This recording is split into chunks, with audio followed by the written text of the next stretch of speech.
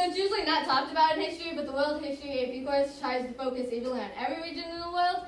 And so we're going to talk about Sub-Saharan Africa after the 600 CE, which is cool. And the World History AP focuses a lot, especially on essays, on global interactions with this region. It's specifically religion, politics, economy, and social stuff. The sub-Saharan economy has continually strived, but who is benefiting the world has shifted hands a number of times throughout the centuries. In the 1300s, the Great Mali Empire owned more than half of the world's salt, monopolizing global salt trade. They had merchants from all over travel to Dijonay and Timbuktu, like in our trade activity we did in the beginning of the year, where students acting as merchants traveled to these African hub cities for salt. This trade gave rise to the richest man who ever lived, Mansa Musa, who single-handedly gave out so much money to the poor in his eyes, the price of gold inflated and the Mediterranean economy collapsed until Mansa Musa went back and fixed what the accident caused. In the 16th century, with the arrival of the first Portuguese ship led by Vasco da Gama on the western coast of sub-Saharan Africa, the export of African slaves to Europeans became a dominating force in American, European, and African economies.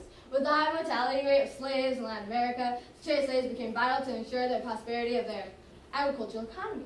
Slaves also traded on the east coast of the region to the Middle East, usually as domestic servants, but not nearly to such an extent as the transatlantic slave trade. The East usually focused on trade of spices and lumber between Chinese, Indian, and Muslim merchants.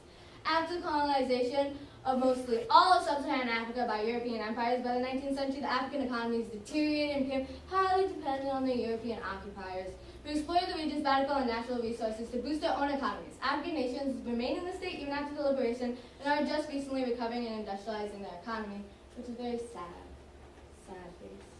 So, spread of religion is another area to focus on. Religion was also carried along and exchanged on trade routes. Much of sub-Saharan Africa converted to Islam after numerous merchants began building mosques and trade cities, and their kings, like Mansa Musa, converted to Islam many times to better relations with merchants. Christian missionaries also sent out on these expeditions but usually in later expeditions with European explorers. Some kings converted over to Christianity to better the relations with the Europeans after their arrival. Many of these missionaries led mass forced conversions of African slaves before they were shipped out to the Americas. However, many slaves brought over their own beliefs, morphing their Catholic and African beliefs into new religions like Buddha in the Caribbean or the Yoruba slaves in Southern America who revolted and formed communities based off their African Islamic beliefs. Sub-Saharan Africa before the 16th century had little to no political influence from outside regions. However, with the arrival of Portuguese explorers and them establishing their own port cities all along the African coast, European rulers slowly began to occupy these coastal African nations. Governments and their native rulers' powers dwindled. Once the Europeans developed new technology like guns and cannon, they were able to invade the interior of sub-Saharan Africa and take control of their local politics, most notably the defeat of the previously undefeated Zulu nation in South Africa by the European rulers in the late 19th century. Eventually all of sub-Saharan Africa was colonized by European rule in the 19th century, save for Ethiopia and Liberia. Decolonization happened quickly, and most colonies left these new nations politically unstable, forming a power vacuum that military leaders chose to fill like Zaire with Mobutu. Many of these new leaders were African elites educated in the West, however some, like Che Guevara, were from other regions trying to help stabilize and set up a secure government in the nation. Social hierarchies/divisions were heavily influenced by sub-Saharan African and vice versa.